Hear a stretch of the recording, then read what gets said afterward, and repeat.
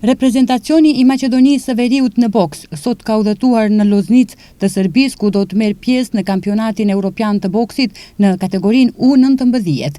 Ekspedita e Maqedonisë në këtë kampionat evropian do të prezantohet me 3 boksierë: Semi Elmazi në kategorinë -60 kg, Nikola Tasevski në kategorinë -70 kg dhe Abdulkadir Daci në kategorinë -90 kg. Boksieri tetovar i Shkëndija Boks Semi Elmazi, para nisjes për në Loznicë për televizionin u shpreh se është maksimalisht i përgatitur për këtë europian të boksit dhe me dinjitet do të prezantojë vendin. Shpresoj që të jap maksimumin në këtë kampionat evropian, ne jemi përgatitur maksimalisht, po ashtu edhe na ka ndihmuar shumë edhe trajneri Yusuf Hashimi dhe falenderoj për federatën që më ka ftuar, është krenari që të garoj në këtë kampionat evropian.